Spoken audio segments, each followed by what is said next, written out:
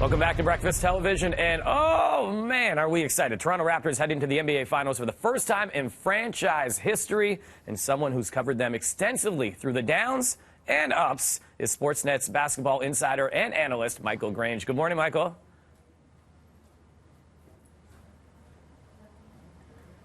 Oh, we're seeing if we get Michael right here.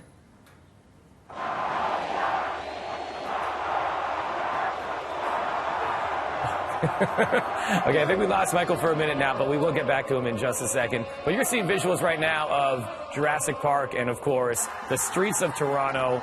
People are still, I said this, the city had a hangover yesterday. The entire city, like the city of Toronto, was hungover because of this and this excitement, which was absolutely incredible, Roger. Now, this is Young Dundas Square. We're seeing this visual here, and it was just great. No arrests are happening. It was awesome. I was down in the crowd there. Oh, I just come in, and guess what? See the magic I work? Guess who's on the phone now? Guess who's on the phone? Michael Grange, good morning, my man. Morning. It's early. That phone gets tricky in the early mornings. Listen, you've seen the ups and downs and the downs and ups, and here we are going to the NBA Finals. What's going through your mind right now? It's amazing. I mean, there's just times in a city, I'll say the life of a city, where everybody is on the same page, and you can really feel it in how excited people are, how connected people are. And I think, and it really specifically the Raptors fans, there's almost like two things going on. One is you've got the kind of day ones, the diehards, the people who can cite every heartbreak, and this is their moment. And then you have people who've kind of been just getting in the team this year, or the last 5-6 years. There's been a lot of success. And they're just running with it, right? But I mean, it's just so much bigger than it's ever been before. And like I say, I mean, moments like this, they don't happen all that often. And when they do, you can really just feel it walking around the city. It's incredible. Yeah, it's absolutely amazing. And you're right, there is that kind of two generations of fans in the city. We see how hungry all the fans are. How hungry is this team going into the NBA Finals?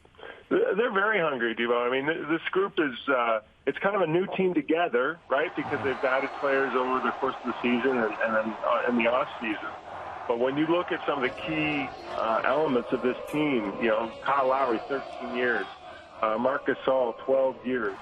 It's been 10 years for Danny Green. He hasn't been back to an NBA Finals in 5 years. Kawhi Leonard hasn't been back to an NBA Final in 5 years. I'm sure when he won the Finals MVP, at 23 years old, he thought this would be happening all the time, and a lot's happened in his career since.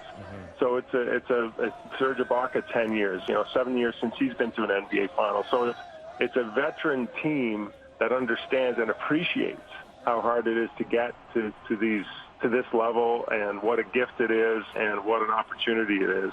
So I think there's a real respect and recognition that this is your window. This is your chance. And that's been reflected in how they played and their attitudes. And that's it. This is their chance, but they're going up against the team that everyone said before the season even started will win the championship, and that's the Golden State Warriors. You got a chance to sit down with Steph Curry a few years ago and do a really detailed doc, which was so amazing. We're seeing visuals of that coming up in just a second here. Talk about Steph Curry and what the Toronto connection and, what the Raptors can do against this Warriors team. Well, you're right, Devo. I mean, you're playing against maybe one of the great teams in NBA history. No, not maybe. One of the great teams, maybe the greatest team in NBA history. And so it's a great, unique opportunity.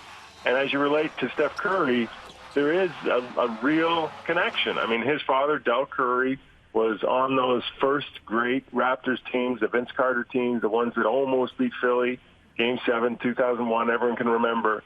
And you were going to be seeing all week, footage of Steph and his brother Seth shooting hoops around Rogers Center, sometimes on the floor at Sky Dome way back at Scotiabank Arena. And, these two little kids are just around their game, and no one knew what was going to happen. And Steph Curry's turned into one of the 2-3 best players of the game, and a huge star. And getting to sit down and go through his Toronto memories with him a few years ago before All-Star Game was played here in Toronto was a real thrill. And he's just, the one thing is he's a tough guy to hate. He's a real humble, honest superstar, super fun to watch. And Golden State Warriors, even though Kevin Durant is hurt and maybe doubtful for the first few games of the series, are playing at a really high level. And you know, the Raptors, put it this way, I don't think you want to get to this series at this level, a world championship, and not play the best. And the Raptors are playing the best. And we look at the fact that OG might be coming back. What have you heard about that? Yeah, I think that's probably still a little ways away. The series, probably the second half of the series. He's, you know, he's not been cleared for contact, from what I understand. He had an emergency appendectomy. It wasn't your standard, appendicitis surgery for appendicitis. So there was it was almost like an internal surgery and a very slow recovery there. And of course, he hasn't been playing now for 6 or 7 weeks. Right. But I think they are working to have him back. And you never know. We've seen in these series, you look at Fred VanVleet, it can just take one player, one moment, and that can change the course of his career almost, and certainly a playoff run. So every little bit helps. Fans want it. I mean, this is going to be a tough series. It's going to be great. Starts on Thursday, of course. Raptors' chances in this, because they are the underdog. How are you feeling about this? What do you think going forward? Well, I think it's fair they're the underdog. When you look at, you're playing a team that's won 3 titles in 4 years, 2 times back-to-back. And seems to really be finding its stride here in the playoffs. But the Raptors are the better regular season team. They beat them twice in the regular season, beat them in their yard. And the Raptors, I think, one thing that's hard to quantify is they have kind of gelled as a team as this playoff run has gone on now, 18 games. They're a different team than they were when the playoffs started. And they have a ton of veteran experience defensively, especially. So I think it's going to be a very difficult series. I am going to pick Golden State just because, I think you have to respect their legacy and the quality of the team they can put on the floor. But I don't underestimate the Raptors. I think I think it's going to be a really competitive, very interesting series.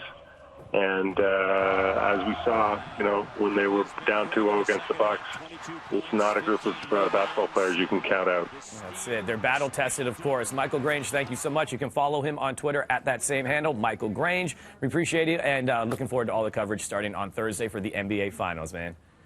Awesome. Thank you. All right, take care, Michael. And we have more BT right after this.